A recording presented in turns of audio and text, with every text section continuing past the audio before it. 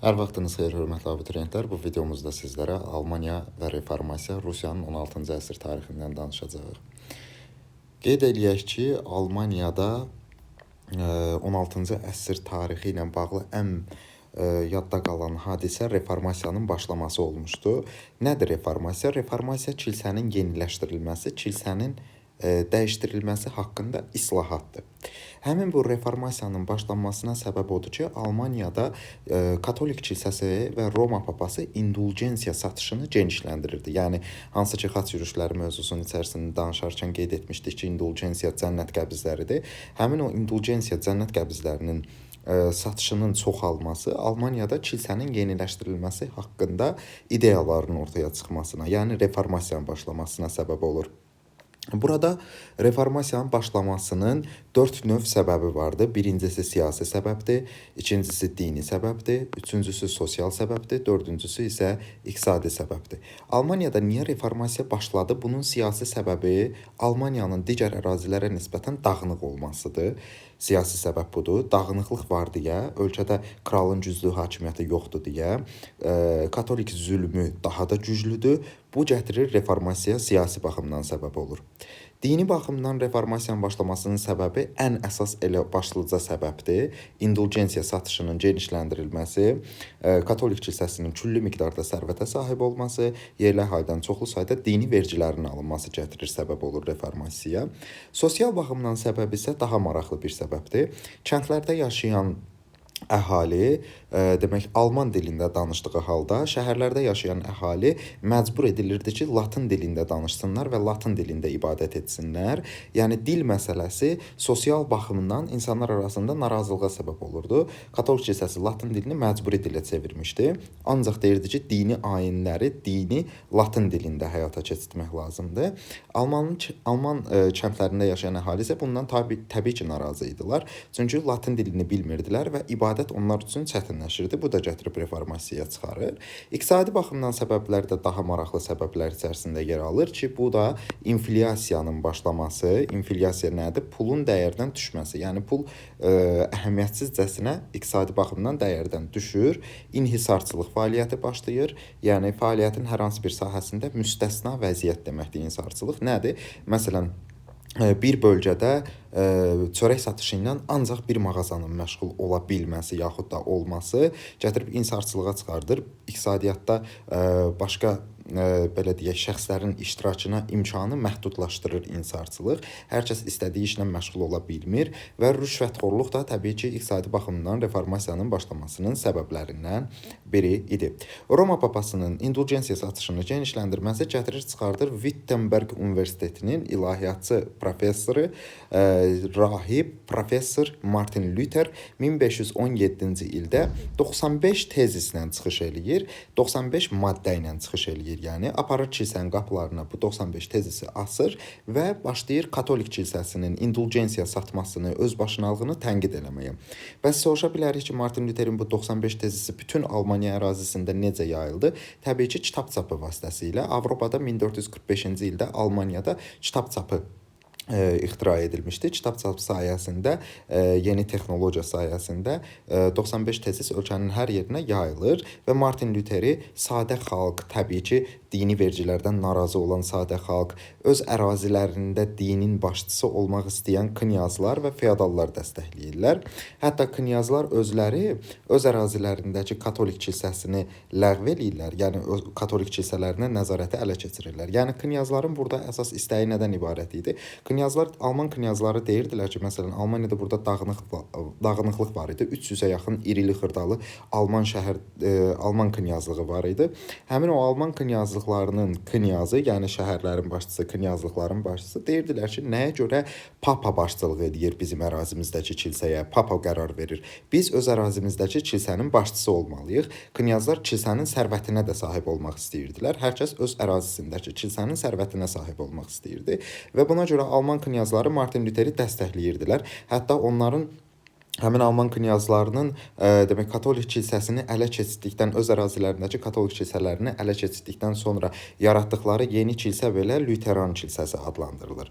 Amma bütün bunlara baxmayaraq Almaniyada bircə Alman kralı 5-ci Karl katolikliyi dəstəkləyirdi və reformasiya Martin Luther'in ideyalarına qarşı idi. Roma papası Luther'in kilsəyə etirazını eşidəndən sonra onun Romaya gəlməsini tələb edir və Luther də bu çağırışa getmir. Sonra Worms şəhərində qurultay keçirilir. Orada Alman kralı 5-ci Karl və Roma papası iştirak edirlər. Və Worms qurultayında qərarlar qəbul edirlər ki, Luther'in əsərlərini tonqalda yandırmaq lazımdır.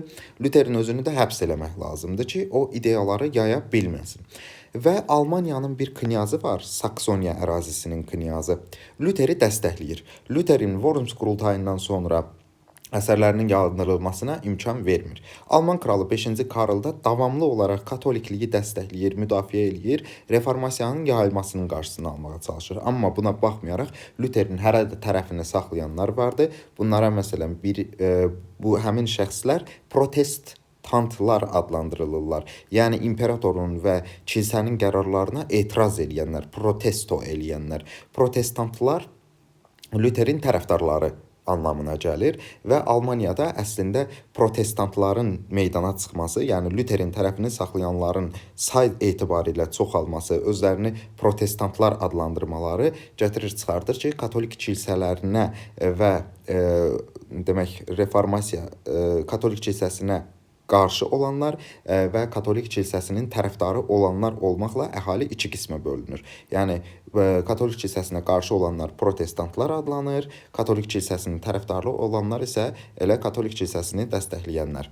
1524-25-ci illərdə isə Martin Luther'dən fərqli olaraq Martin Luther'in belə deyək, mübarizəsi silahlı mübarizə deyildi. Martin Luther fikir mübadiləsi aparırdı, ideoloji müharibə aparırdı. Yəni sözünü deyirdi. Amma 1524-25-ci illərdə Almaniyada bir ildən çox davam edən Thomas Münster'in başçılığı altında davam etmiş kəndli müharibəsi başlayır. Bu kəndli müharibəsinin, Thomas Münster'in mübarizəsinin, demək Martin Luther'in mübarizəsindən fərqi ondan ibarətdir ki, burada Thomas Münster silahlı mübarizə aparırdı və feodal qaydalarına qarşı mübarizə aparırdı. Əhalinin mövqeyindən çıxış eləyirdi. Amma kəndli müharibəsinin nəticəsində 1525-ci ildə Thomas Münster öldürülür. Nəticə isə mənfi olur. Yəni İngiltərədəki o Tyler və Fransadakı Jacques üsyanından fərqli olaraq Almaniyadakı Thomas Münster'in kəndli mübarizəsi mənfi nəticələrlə nəticələnir. Məsələn, feodal qaydaları daha da kəndlilər üçün sərtləşir, azad kəndliləri də götürüb təhkimli halına salırlar,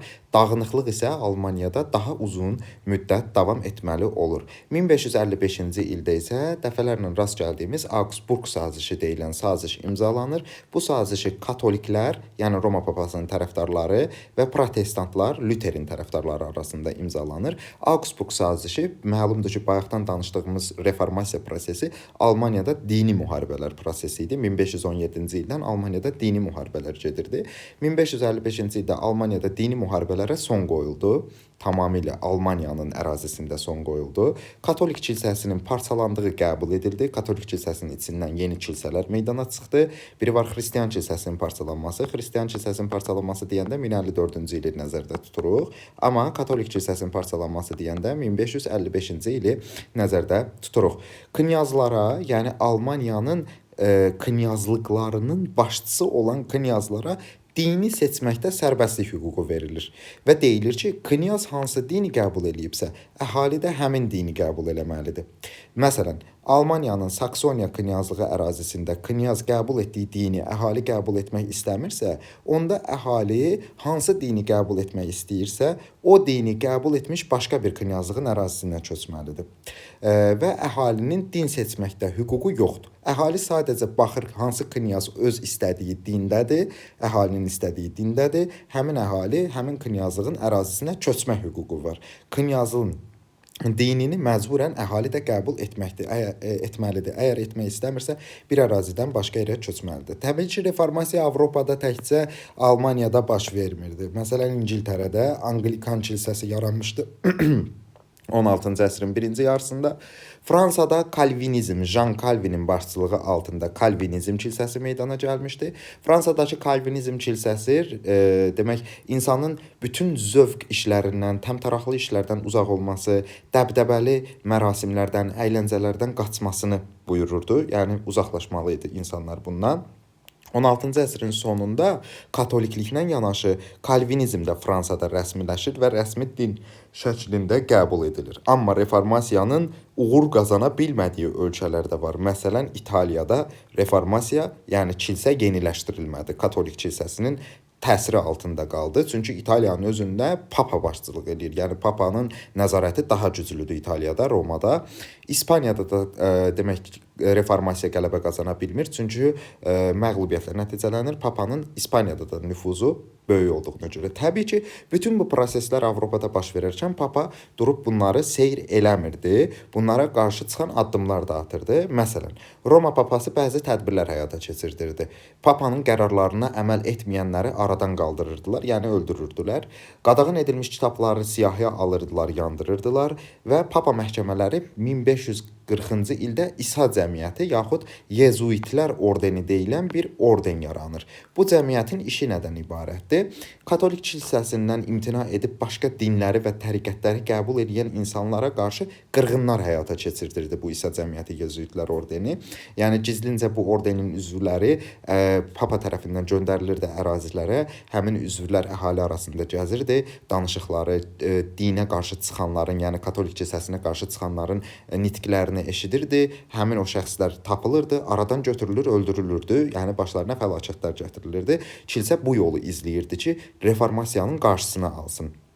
Elə ən böyük protestant qırğınlarından biri Parisdə 1572-ci ildə baş verir. Yəni Fransada Varfolomey gecəsi adlandırılan hadisə də yəni katoliklər tərəfindən minlərlə protestant qırılır və bu böyük bir qətliam kimi tarixə düşmüş olur. Minlərlə protestant məhv edilir və reformasiyanın Avropa üçün nəticələri nədir? Kilsənin əsl niyyəti yenidən ortaya çıxdı ki, kilsə varlanmaq üçün yəni fəaliyyət göstərir.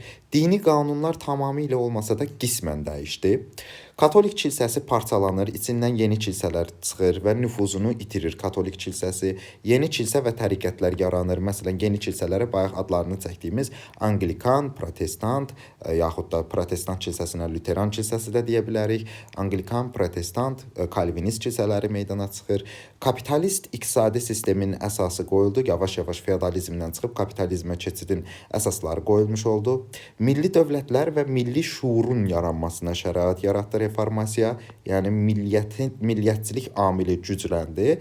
Təhsil və elm indiyə kimi papanın nəzarəti altındaydı, ancaq dinin təsiri altında, kilsənin təsiri altında fəaliyyət göstərirdi. İndi isə reformasiyanın nəticəsində təhsil və elm kilsənin nəzarətindən çıxaraq tamamilə dünyəviləşir. Yəni dünyəvi elmlərə maraq və diqqət artır. Rusiyada isə danışacağımız iki xüsusi şəxs var 16-cı əsr Rusiya tarixindən. 16-cı əsrin əvvəllərində Moskva knyazı 3-cü İvan Moskva knyazlığının ətrafında bütün Rus knyazlıqlarını birləşdirərək vahid Rusiya dövləti yaradır və 4-cü İvanın hakimiyyəti dövründə isə 4-cü İvanın bu arada bura qeyd edək ki, ləqəbi Qrozny idi. Qrozny qəddar deməkdir. Qəddar bir hökmdar olduğuna görə belə adlandırılır. 1547-ci ildə ilk dəfə çar titulu qəbul edilən Rusiya hökmdarıdır. 4-cü İvan Boyar müxalifəti ki var, mərkəzi hakimiyyətə qarşı çıxan, yəni 4-cü İvanın siyasətinə qarşı çıxan bir qrup vardı ki, Boyar müxalifətini ləğv eləyibdi və rüşvətxor məmurları sərt şəkildə cəzalandırıbdı. 4-cü İvan hakimiyyəti dövründə Volqaboyu ərazilərdəki türk dövlətlərinin ələ keçirilməsi uğrunda mübarizə genişlənibdi. Bu Volqaboyu ərazilər xatırlayırıqsa demişdik ki, demək Qızıl Orda dövlətinin parçalanması nəticəsində meydana gəlmiş dövlətlər ki var idi. Qazan, Həştərxan, Sibir və Noqay ordusu və Krım. Həmin bu xanlıqların varlığına demək 4-cü daha doğrusu həmin bu Qızıl Orda dövlətinin parçalanması ilə meydana gəlmiş dövlətlərin varlığına Rusiya son qoyacaqdı. Düzdür, Krıma 1783-cü ildə son qoyulur. Demək Çaritsa 2-ci Yekaterina tərəfindən, amma Qazan xanlığı, Həştərxan xanlığı və Sibir xanlıqlarının varlığına isə 4-cü İvan hakimiyyəti dövründə son qoyulur. Sibiri 1598-ci ildə Qazan və Həştərxan xanlıqlarını isə 16-cı əsrin ortalarında Qazan və Həştərxan Qızıl Orda dövlətinin parçalanması ilə meydana gəlmiş Volqa boyu türk dövlətlərinin varlığına isə 16-cı əsrin ortalarında son qoyulur. Beləliklə 4-cü İvan dövründə Qazan, Həştərxan və Sibir əraziləri vahid Rusiya dövlətinin tərkibinə qatılmış olur. Almaniyada reformasiya və Rusiya haqqında danışacaqlarımız bu qədər. Kanala abunə olub videonu bəyənməyi unutmayın. Növbəti dərslərdə görüşənədək sağ olun.